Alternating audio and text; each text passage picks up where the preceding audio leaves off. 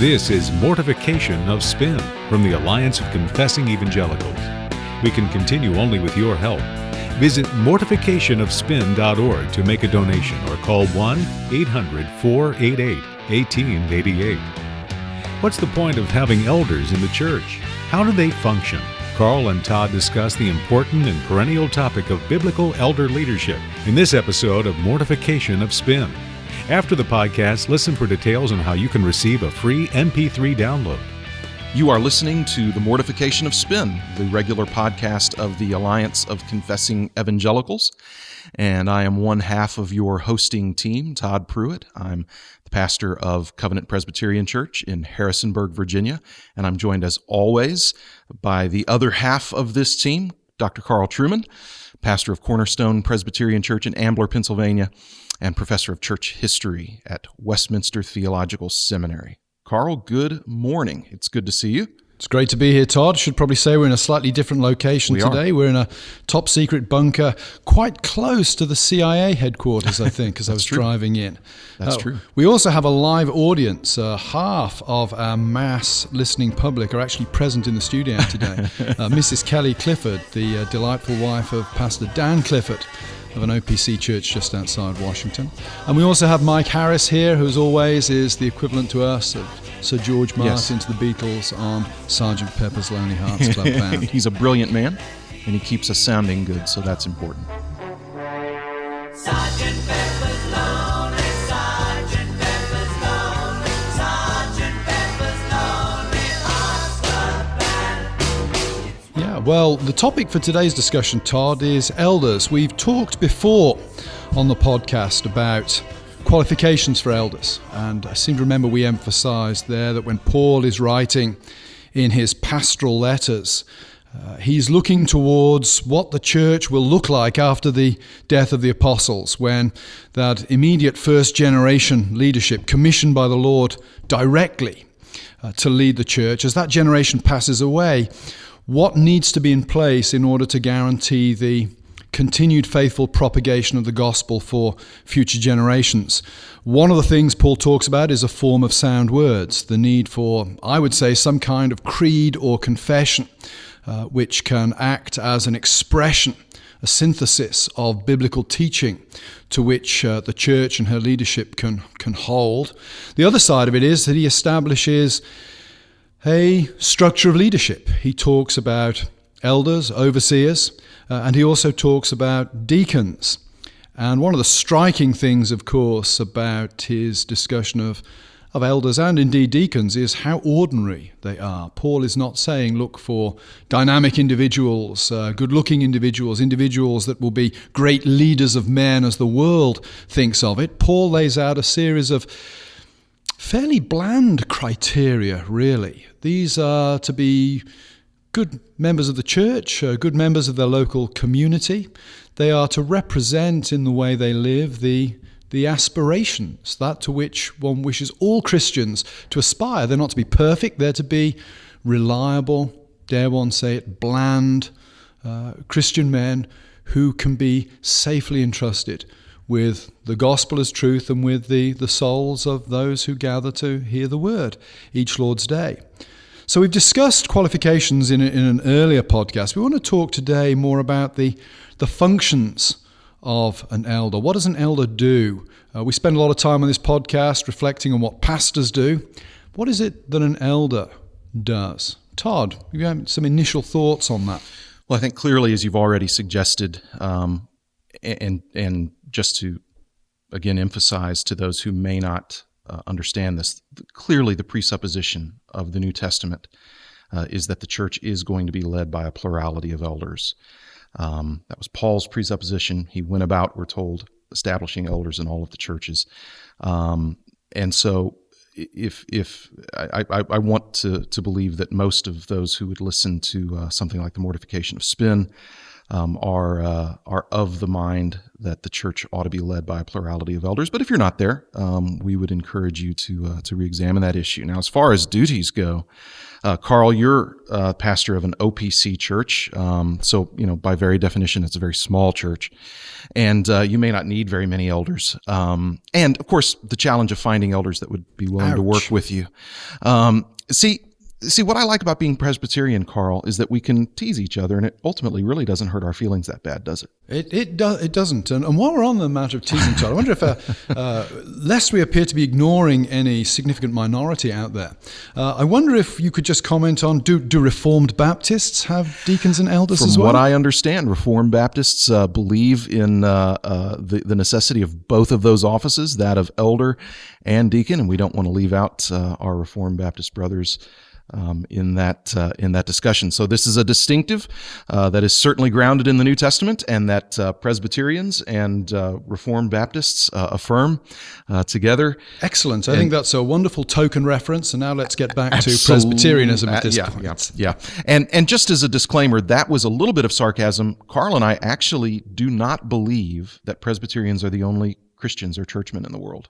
Speak for yourself there, Todd. How dare you speak on my behalf? I see, and herein you're seeing the essential difference between PCA and OPC. Now, what I would say, actually, just as an aside here, is that in my OPC church, we have Baptists who worship with us every Sunday, and who are members of my church, and through whom we express the unity of the body. And I just hope that my Reformed Baptist brethren express the same unity of the body through worshiping and having as members of their church Presbyterians and Peter Baptists as well. Yeah, without insisting that they get rebaptized. Yes, and all angry hate mail should be directed to the puppet master, not to myself or Todd. Anyway, right. Todd. Yeah. And again, we were talking about this a little bit earlier. I love the fact that every week there is a unity in the church that I pastor between Paedo and Credo Baptists. While a Credo Baptist cannot be an elder in the church I pastor, they can certainly be a fully functioning member. They can teach, and each week I'm a part of services of worship where Paedo and Credo Baptists join together in unity and in fellowship, and it's a wonderful, wonderful thing. We were talking about elders, weren't we? I've completely forgotten. Yeah, but exactly. Let's talk about elders. So, what about how do we think about, as far as ratio of elder to non-elder to lay member?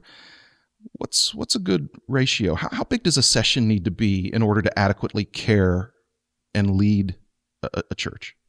I think that's a question a little bit like how long is a piece of string. There's no absolute and clear statement in Scripture on that issue. I think various principles need to be borne in mind. I think it's important that elders have enough people to take care of, to have particular oversight over. Individual elders have oversight over them, that those elders are aware when the people on their care lists are not in church on a Sunday, for example. In a church of 100 people, it's relatively easy, I think, for a pastor to stand at the front and when he's preaching to scan the congregation and to spot who hasn't been there for a week or two. You get to 150, 200, 300, 400, 500, and I know you was it 20,000 in your church? Something like that, sure. You get to sort of a larger church, you need to have some way of making sure that people are coming to church. You need to have some way of making sure that people get spoken to on a regular basis after the worship service, just to check in with them, see how they're doing. So the precise ratio of elders to people, the precise number of elders, I think that depends upon the gifts and the talents of the people you're bringing onto the session. It depends upon the dynamic between elders and congregation. But the principle of making sure that everybody in the congregation is known by name by at least one elder and recognized on a Sunday and looked out for on a Sunday by an elder is very, very important. Yeah.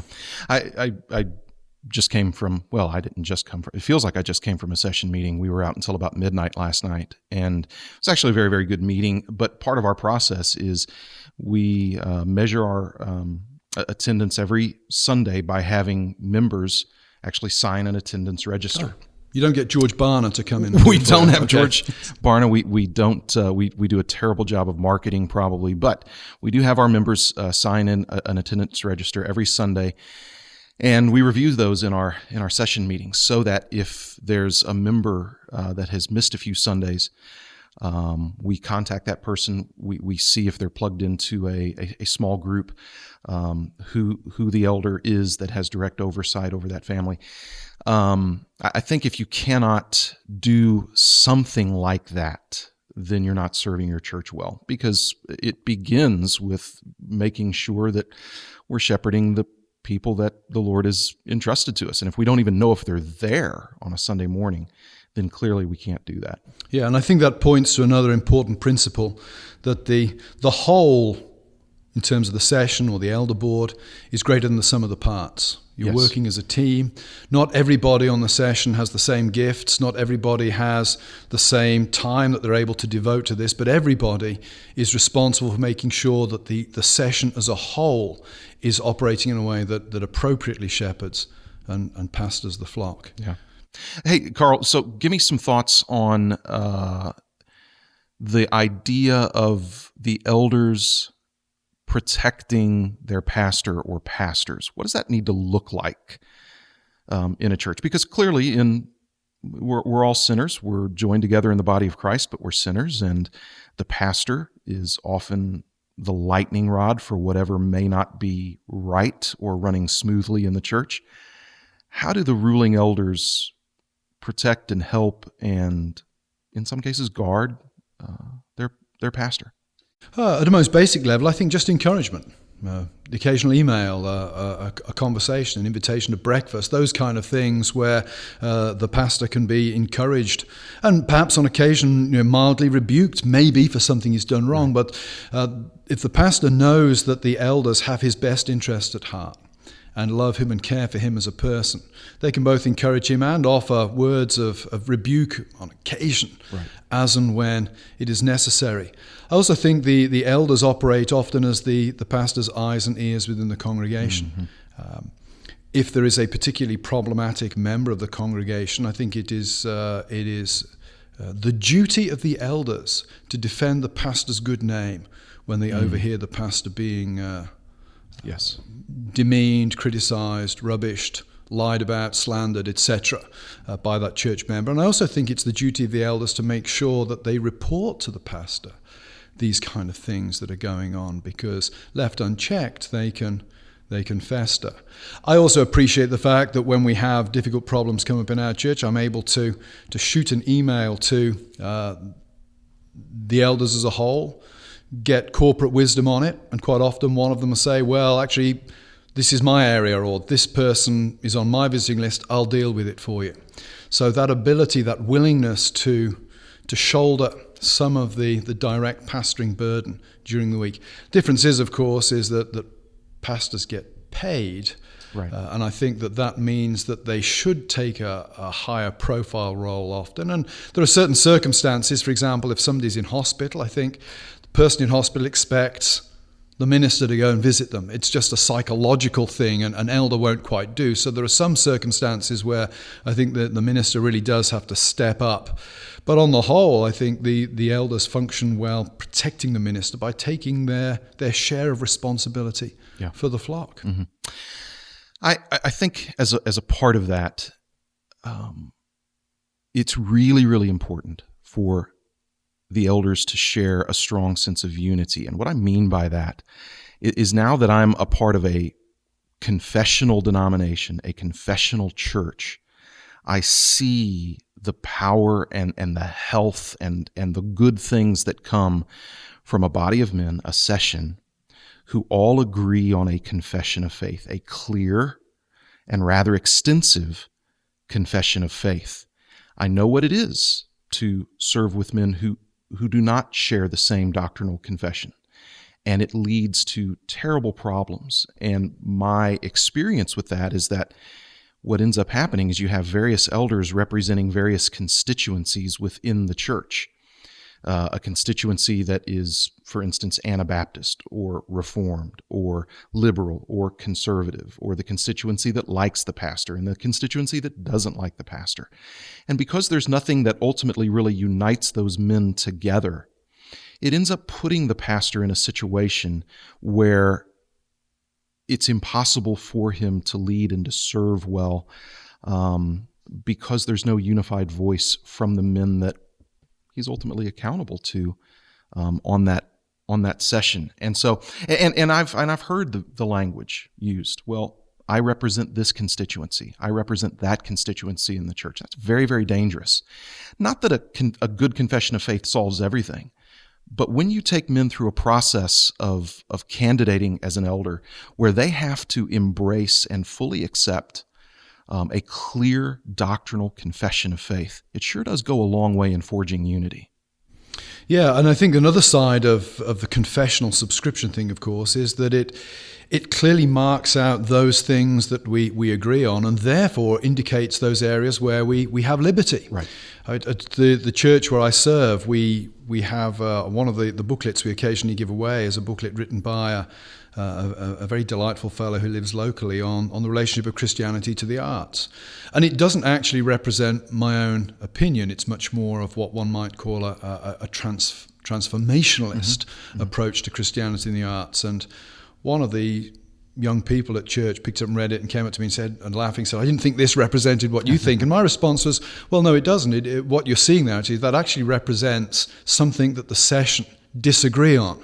But it doesn't matter, because we agree on the confession and the catechisms, and that's what we're about here. Right. And we have liberty in other things. I said, and I'm perfectly happy for that booklet to be distributed, because it represents a legitimate Christian approach. I happen to disagree with it, but it doesn't touch on the theological identity of who we are as a church. And more important, it doesn't disrupt the unity on the session, because we already have our confession laid down that says these are the things that are important.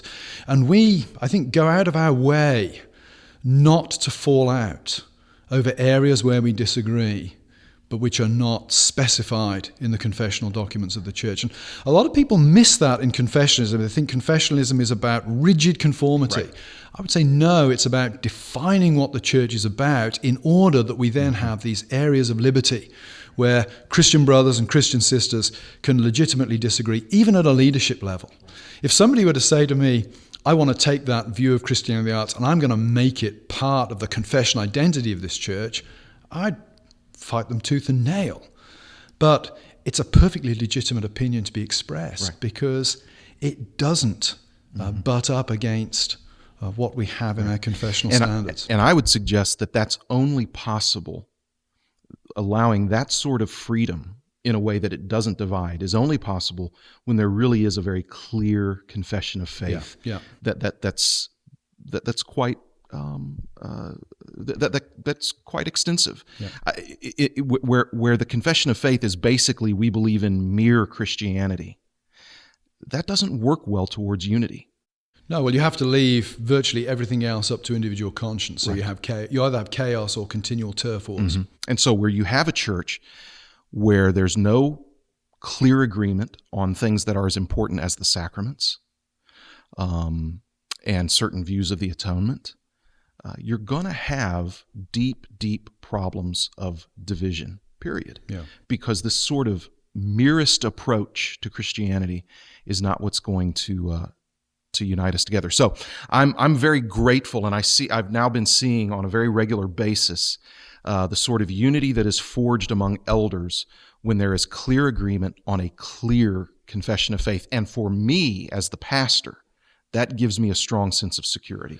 And it also, I think, points towards another aspect, practical aspect of elders in the local church, and that is there is a need for training. Yes. That when somebody is being brought forward for eldership, typically we will ask the congregation for nominations. We as a session would be thinking about whom we might call. But once we've identified some potential candidates, we then want to make sure that they truly understand what the confession teaches and also how the confession functions within the church and what their vows as office bearers will bind them to. Right. Because there are good men in congregations who will never serve as elders, not because of some moral failing, not because of some educational failing, but because they'll ultimately not be able to sign up to the doctrinal requirements of what an elder is wanted in a church. And it's important to make it very clear up front what they are, because if you allow somebody onto the session who doesn't understand that, then you are going to end up with the guy who wants to make his position on Christianity and the arts the normative position for the church. He needs to understand the confession and the way the confession limits church power. Yeah, exactly. And again, I was involved in a session meeting last night where we had several men complete a year-long process of candidating for the role of ruling elder in our church. And I must say, it was very encouraging to be interviewing these men, knowing they'd been through a year-long process that was rigorous, that was testing. And the church can feel very good about those men, knowing that they've been well evaluated on the basis of those doctrinal standards. So made me happy as a pastor. I mean, the other side of that, of course, is that you don't want yes men. Correct. On as a session. I think that I don't want to bring in too much secular leadership theory here, but one of the key things about great leaders in the wider world is they don't surround themselves with yes men who simply rubber stamp their most crazy decisions. Right. It's good to have friends, men you can trust, men that you know will take a bullet for you if necessary, but also men who you know have got the backbone to stand up to you when you're doing something completely crazy, exactly, or deviant or wrong. Yeah, couldn't agree more. So the other aspect of elders, Todd, is division of labor. Some people sometimes get confused between elders and deacons. I remember I was speaking at a presbytery meeting in the UK about 6 months ago, and somebody actually asked the question. This was a visitor from a denomination that I won't mention because I might be seen to be insulting them again. So I won't mention the denomination affiliation of this person. Good idea. But they put their hand up and said they didn't understand what the difference between elders and deacons is. Well, would you sort of articulate that relative to the church you're now in? What do elders do and what do deacons do? Yeah, I've been really encouraged by how they've divided the labor in the PCA church where I serve, so that clearly the deacons, as we know, going back to Acts chapter 6, they take care of the benevolent needs in the church. But there's more to it than that. There are some very helpful and necessary administrative roles that they take care of as well. So they oversee the health of the facilities. They maintain the facilities. Do they clean your car? They do not clean my car. Polish your shoes, perhaps? They don't polish my shoes, and I've been meaning to talk to them about that. But I attended a deacon meeting just the other night. And one of my thoughts was I would never volunteer for this job because of how much they do. Beyond the meeting of the benevolent needs, these men are maintaining our facilities. They are operating large portions of our budget and overseeing areas of our budget, and really doing the kinds of things that then allow the ruling elders and the teaching elders to do that role. I don't have to worry about whether or not our facility is going to be well maintained. The ruling elders don't have to worry about that. And so we can spend significant portions of time actually investing in the pastoral needs of our people, teaching, praying, shepherding, because those deacons are freeing us up to do that. And I think as a sort of word of a reflection on that, I think one of the things that sessions and congregations often do badly is appreciate the deacons. Yes. That they tend to be the hidden people doing a lot of hard work, a lot of unglamorous work behind the scenes, and we don't express our appreciation for them as we should. Yes. And maybe that's something that pastors need to preach on more regularly in order to bring home to people. There are men behind the scenes who they clean the drains. Yep. They're car park attendants. They're meeting with people from the town with serious social problems. They're having to make difficult decisions on how much of the church's money do we use to help those outside the church with their problems and difficulties. It goes on behind the scenes. Some of it, like the latter scenario I just outlined, is confidential. We don't even know they're doing it. But it's worthwhile, maybe this Sunday, if you're listening to this program, if you get an opportunity, why don't you go up and encourage, it sounds a cliche, encourage a deacon. It sounds really, as we would say in Britain, terribly naff to say that. But it's important. It is. These men do this work. It doesn't have the social standing within the church typically that an elder has. It's not as public. No, but it is an office of honor and great integrity. And these men should be honored for what they're doing. I can tell you, having been at Covenant Presbyterian now for just a few months, we would be in a mess if it were not for our deacons. Yeah. Well, that brings us pretty much to the end of the program. We're delighted to have had you with us today. Just to summarize, elders, very important. Make sure, pastors, that you have a good, transparent, friendly, and trusting relationship with your elders. Don't forget the deacons. The deacons do extremely important work within the church. If nobody is unlocking the door on a Sunday, nobody can get into worship. They really are that important. This has been the Mortification of Spin, a casual conversation about things that count. Please do visit our website at mortificationofspin.org. We're a ministry of the Alliance of Confessing Evangelicals. You can visit the Alliance website at alliancenet.org. And we look forward to having you with us next time. This is Mortification of Spin. Just for listening, we'd like to give you a free MP3 entitled Growing Healthy Churches. Visit our website, mortificationofspin.org, to find a link to the download. Mortification of Spin is a production of the Alliance of Confessing Evangelicals. Alliance ministries include Reformation21.org, Every Last Word with Philip Ryken, and events from Florida to Sacramento. To learn more about the Alliance, visit alliancenet.org or call 800-488-1888. We can only continue to bring these resources with your support. To make a donation, please visit mortificationofspin.org or call 800-488-1888. Please listen again, and don't forget your free MP3 download.